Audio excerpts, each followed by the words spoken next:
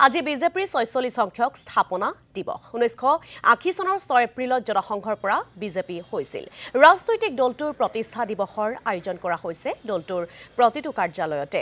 মহানগৰীৰ বশিষ্ঠত নৱনিৰ্মিত বাজপেয়ী ভৱনত আয়োজন কৰা হৈছে গেৰুৱা দলটোৰ প্ৰতিষ্ঠা দিৱসৰ। আৰু পুৱা দলীয় পতাকা উত্তোলন কৰে মুখ্যমন্ত্ৰী ডক্টৰ হিমন্ত বিশ্ব শৰ্মা সহ ৰাজ্যিক সভাপতি দিলীপ শইকীয়া। আমি পোনপটীয়াকৈ আপোনালোকক লৈ গৈছো কাৰ্যসূচীৰ মাজলৈ।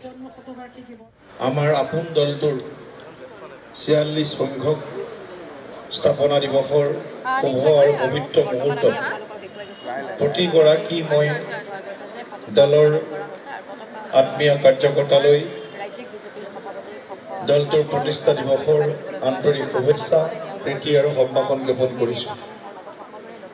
আমাৰ দলটো কাৰ্যকৰ্তা আধাৰিত দল, কেডাৰ বেছ পাৰ্টি।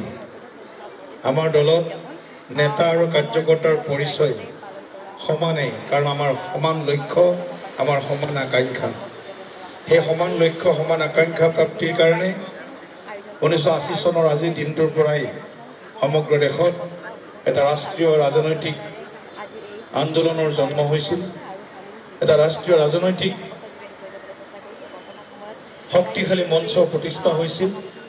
আৰু যি এই আন্দোলনৰ গুৰি ধৰিছিল ভাৰতীয় জনতা পাৰ্টি হিচাপে শ্ৰদ্ধেয় প্ৰাক্তন প্ৰধানমন্ত্ৰী ভাৰতৰত্ন আমাৰ সকলোৰে অতি প্ৰিয় নেতা অজাত শত্ৰু শ্ৰীযুত অটল বিহাৰী বাজপেয়ী ডাঙৰীয়াই।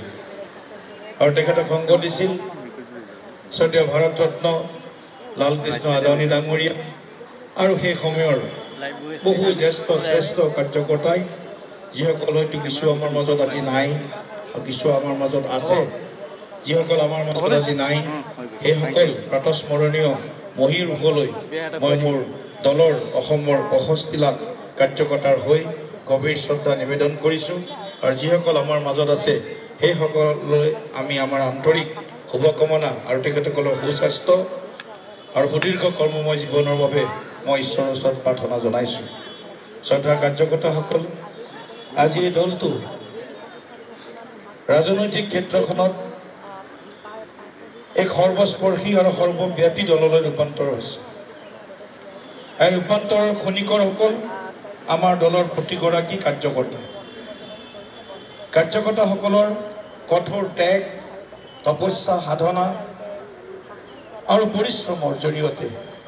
পৰিশ্ৰমৰ পৰাকাষ্ঠাৰ জৰিয়তে আমাৰ দলটোৱে আজি আহি বিশ্বৰ সৰ্ববৃহৎ ৰাজনৈতিক এক সত্তালৈ পৰিৱৰ্তন হৈছে।